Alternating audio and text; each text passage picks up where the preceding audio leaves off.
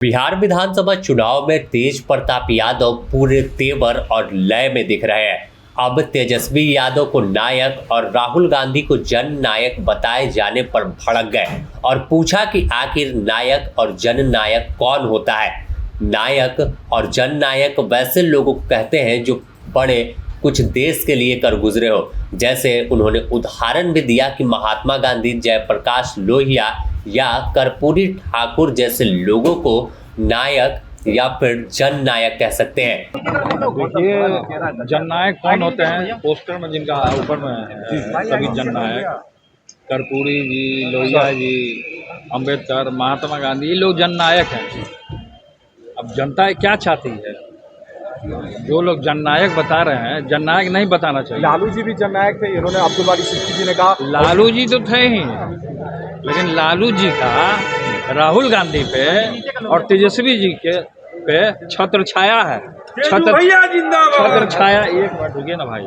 छत्र छाया हटा करके, जैसे मेरे ऊपर छत्र छाया नहीं है, हमारे ऊपर गरीब जनता का, बिहार की तमाम युवा का, नौजवान का छत्र छाया है, जिसको लेकर के हम आगे बढ़ रहे हैं। सर अपने बलबूते पे करके दिखाएंगे तब मानेंगे। तो साफ तौर पर सुना, लालू के लाल बागी होने के बाद चुनाव में अपनी खुद की पार्टी जनशक्ति जनता दल बनाकर मैदान में है और साफ तौर पर इनके निशाने पर तो भाजपा जेडीयू है ही, लेकिन जहां भी मौका मिल रहा है तेजस्वी यादव और राहुल गांधी को भी घेरने से परहेज नहीं कर रहे हैं। साफ तौर पर चुनाव में लगातार प्रचार कर रहे हैं और बता रहे हैं कि जनशक्ति जनता दल अब राज्य में स्थापित होगी और इसके साथ लोगों का जनाधार जुटता चला जाएगा।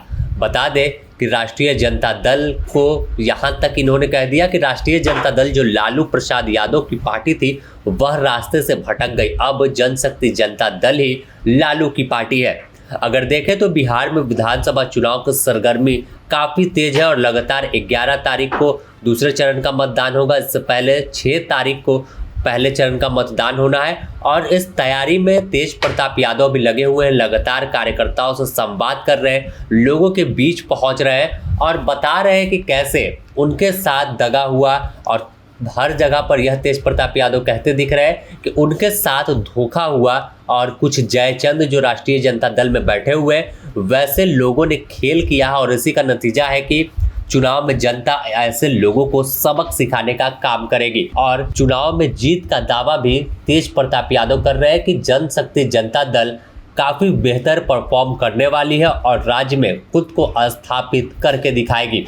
अब जननायक और नायक पर अब तक तो भाजपा सवाल उठा रही थी, लेकिन अब तेज प्रताप यादव ने जब सवाल किया, मीडिया में बयान दिया, तो पूरे बिहार में चर्चा शुरू हो गई और बवाल समझ गया कि आखिर तेज प्रताप यादव ही राहुल और तेजस्वी का पूरा खेल मटिया मिलेट करेंगे और यह कई सीटों पर पूरा इनका समीकरण ही बिगाड़ कर रखेंगे।